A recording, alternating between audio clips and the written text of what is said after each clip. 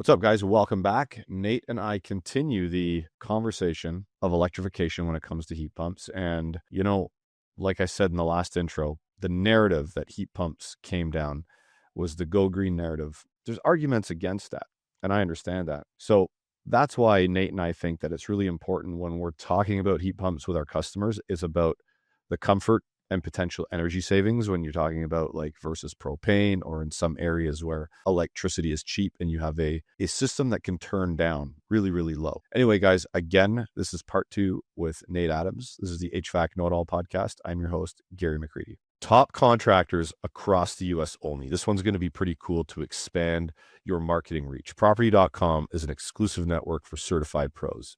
You can get your own custom Property.com webpage for free. You can also get AI-powered reputation management and get some great lead generation and prospecting tools. The Know Before You Go tool is pretty cool. It gives critical homeowner data like how much they've paid on past jobs. Join Property.com's exclusive network now to expand your reach with homeowners across the US. Use McCreadie.property.com. So that's MCCREADIE property.com to fill out the form to get approved.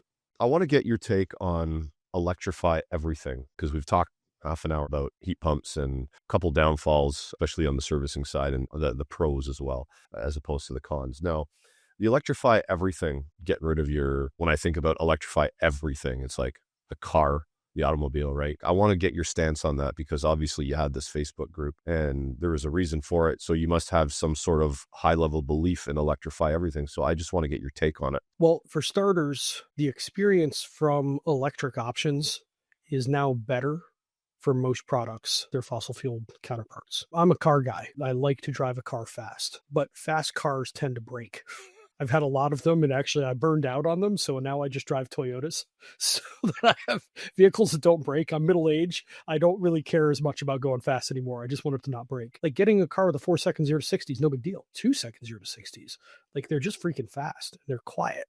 They'll literally drive you someplace. In the case of the Tesla with full self-driving, there's a lot of pieces of the puzzle that are just heat pumps are a better experience. Induction stoves are controllable just like gas, but they're easy to clean up like electric, and you can turn them up and down. They'll turn down way lower, so you can do things like decrystallize honey or melt chocolate without burning it. So like there's all of these things that are better experiences, and it's like, why aren't we focusing on that side of things versus talking about green and carbon and politicizing? They're just better products in general. The consumer experience is better. The other side that a lot of people don't realize is wind, solar, and batteries are now the cheapest forms of energy in human history, and they're still getting cheaper. I've said for years, cheapest and most available energy source wins. So, I mean, years ago, we all burned wood because you could chop down a tree in your backyard and burn it, and that would keep you warm. But if you pay any attention to your labor costs, like during COVID, I ran a wood burner, and we had a house that had one. I'm like, well, I've got spare time, and this is a nice way to work off some anxiety. Chopping wood outside. Yeah, exactly. Yeah. It's we had I love down a couple chopping of wood, trees. man. It's good exercise. As like they say, it warms you twice. But I spent between 60 and 120 minutes a day between loading and moving and splitting, all the other things that needed to happen to keep the house warm. If you value my time at $15 an hour, that's $15 to $30 a day I was spending on heat. You can heat with a heat pump usually for like $5. So that's an expensive form of heat. So that's fundamentally why we switched from wood to coal and oil and gas and all of these other things, because they were less expensive options in general and they were available. So what I say now is we're coming into the last fuel switch where everything will in time move to be electrically powered, because it's the least expensive fuel and it's very available, because we all have electric meters to our houses already. I play a little bit in the stock market, a day trader or anything that looks at it every day. Sometimes I'll look up if I've got some money to invest. Before I invest, I'll read a little bit, just what's hot, what's not, and what's good for long-term holding and all that. And a lot of times when you're reading about what to buy, renewable energy stocks come up a lot as being something like buy now, hold for 10, 15 years, and you can make some dough off of it. So if the money in the stock market is going to these renewable energy sources, that means that there's a ramp up, there's a build to this. So in your experience here, in 20 years from now, Are we going to see a lot more renewable energy? Are we going to be running the US, Canada? Are we going to have a lot more renewable energy sources to run off of at this point in time? New generations being built right now, upwards of 90% of it in basically the entire world is renewable. So there's not a lot of gas and coal plants being built anymore. So that doesn't mean there's none, because I'm going to hear like, oh, but China.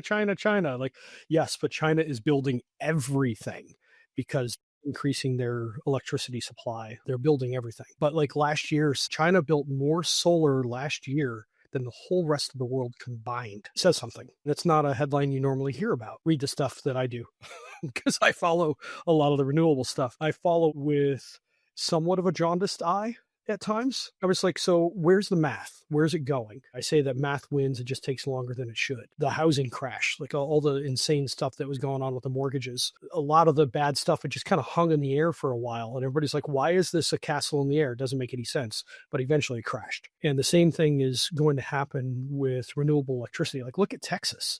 Texas has by far the most economically driven grid in North America by far. And they are building crazy amounts of solar and winds. Like, they're experiencing 10% annual growth in load because so many people are moving there, and then they're building so many factories. That's as fast as we have ever built out a grid. But they're okay because they've added a ton of solar and batteries. So this is where we're going. It's merely a matter of how fast and if we are smart or dumb about messaging. And the messaging, to be frank, has been extremely dumb for the last 5 years. So I live just south of a giant windmill farm that stretches for miles. So those of you listening that are from the Toronto area, you're driving up to Sauble Beach and you're going through like Dundalk area, you see all these windmills everywhere. It looks very cool to drive through and see all these giant windmills moving and doing their thing. But at the same time, is it a deterrent for property owners to have all these windmills everywhere? What do you think on the wind thing? Do you think we're going to have these big, giant windmills to have this renewable energy source? Because if that's the case and they start going up everywhere, I don't know if everyone's going to be happy with these giant things in their backyard. There's a balance there, to be sure. But for starters, you have to put them where you have wind resource. We got wind resource here.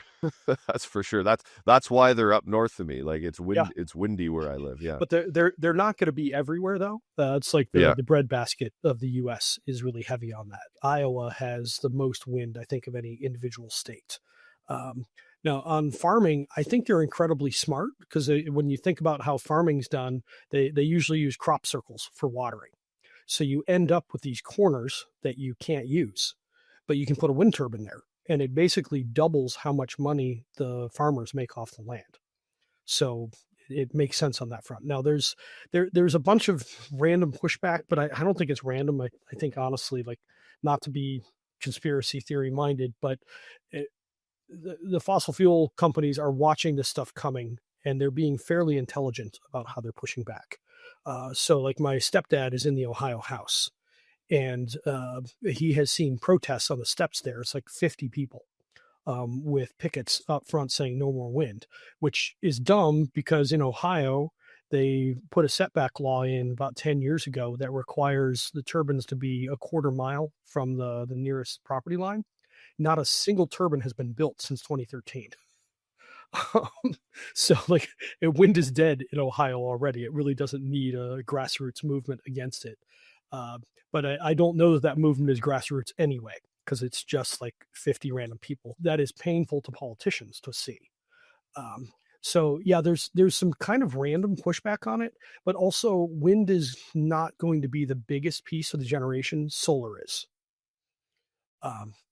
Solar and batteries are the least expensive path. Wind is running out of how much more the cost can come down, because fundamentally they're just building bigger turbines, which net reduces the cost per kilowatt hour for generation. That isn't on as steep of a cost down curve as solar is. But wind is really useful at night for heating. And you may have noticed the sun doesn't come out too much when it's dark.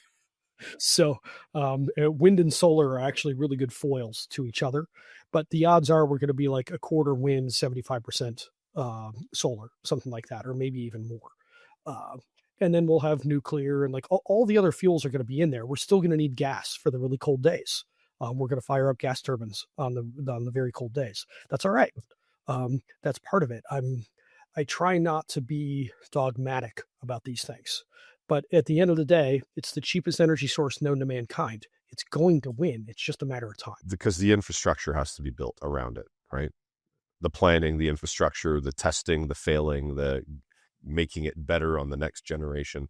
So there's probably a long ways to go until we have it right. But as I was telling you before I hit record, New Zealand seems to be getting it right with renewables, as they run about 90% renewables on a good day, and then they have to dial that back a little bit on days that are high peak demand. But I don't know if you've looked into that or not, but I've had a conversation with a gentleman from New Zealand that's filled me in on that, and I thought that was pretty cool.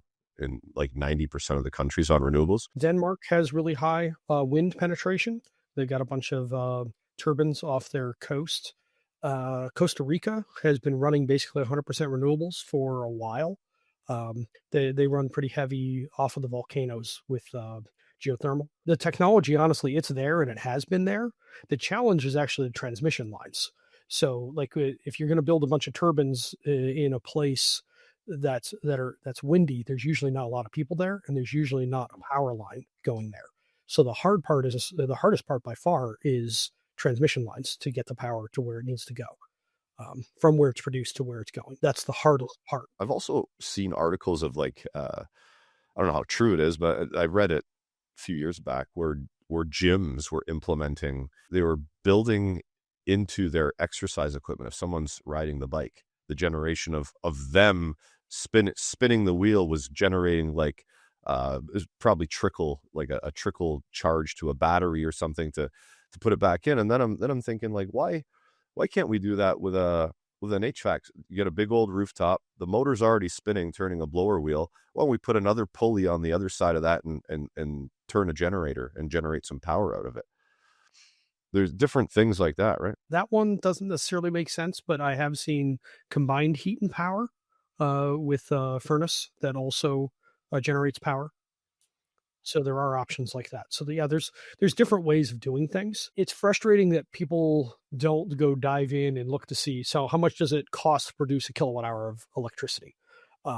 Combined cycle natural gas is cheap. The wind and solar are marginally cheaper. It depends on where you are and whatnot, but they're marginally cheaper. Coal is like double the price of gas. I've long liked nuclear, but it costs a fortune because we can't build the dumb things. They're going 2 to 5x beyond what the budget is for building a new project. Nukes will be a piece of the puzzle. I wish they'd be a bigger piece of the puzzle, but the math is not in their favor. So we'll see what happens. All right. Well, I mean, we've gone for 45 minutes here on this. Is there anything else that you want to throw in? We can bring it back to the HVAC side, because we talked about just the energy side and your take on Electrify everything. But when it comes to contractors, installers, service technicians on the heat pump end, just throw your last thought out on your experience with your properties and putting them in, what works, what doesn't, just some tips and tricks for these guys. So 2 things. If you can learn how to size equipment with past energy use, you can be quite close and quite fast. It's like 5 or 10 minutes once you learn how. I'm working on a course for that. Not to be self-promotional, but you can figure it out in the back of the envelope if you want as well. But sizing equipment's really critical. The other thing is, in your own home, get yourself an inverter system. You can probably talk to your supplier. There's likely a personal use program.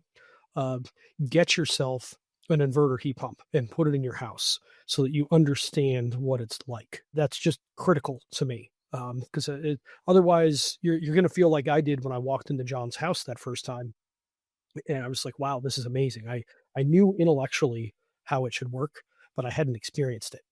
So if you talk about your experience rather than sounding like you're reading from a brochure, that's going to be a better way to go. And the experiences really are better for customers. But like you have to pay attention to things like make sure you vacuum it deep. Like you need to be under 300 microns, probably under 100, so that you get the moisture out. So when it's really running cold, you don't end up with water crystals. You want to watch your static pressure. My goal is to stay under 0.3 when I can, inches of water column, but definitely stay under 0.5. Get used to putting bigger filters in, because that will really help out on the static front. These are all doable things. It's basically just if you install following best practices that we've known for like 75 years, they will be amazing. They won't break. They'll run forever. You'll have happy customers. You'll make money. You won't get dragged back for callbacks. Just pay a little bit more attention on the install side. And I'm working on something to help for that on the consumer education side, because one of the challenges is consumers have no idea what to ask for. It's like, what brand is best? Like the well-installed one, it does not matter what brand equipment you use. It just doesn't. Particularly single stage stuff. It's all so similar. So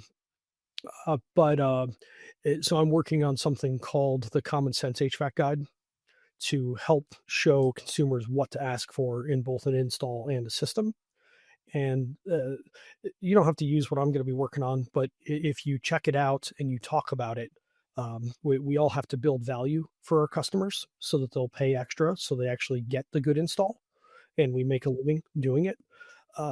But that ultimately starts with put a system in your own house, and then seeing is believing, feeling is believing. Yeah. I want to ask you, when you're talking about you're putting together something for consumers, it would be so funny to me if we educated the consumer on what they should expect from an install. Like, yeah, it's got to be below 100 microns. Their decay test has to pass. Imagine a homeowner going out to the side of the house and going, hey, what's your vacuum at? Is it below 100 microns? Is it passing a decay test? The look on the technician's face, because some of these guys don't even know what a decay test is and how to perform it. And imagine the the customer knew this and starts probing the guys on it. Listen, I don't like customers when they come out and say, hey, it's got to be this and it's got to be like that and this and that. It's annoying. It's micromanaging. I don't like a customer over my back. But at the same time, if the customer knows this at a very low level, that it's just supposed to be below 500, maybe even it'll start holding contractors accountable. Right. And during the process of trying to sell that equipment, the customer can be like, okay, so to Mr. Salesman, what micron level do you pull your installers pull your vacuum to? Right. Imagine the salesman just dumbfounded. Let me get back to you on that one type thing. I don't know. Yeah. Right. We'll What's start the static holding pressure of my system now. Where do you think we'll it's going to end up when we're done?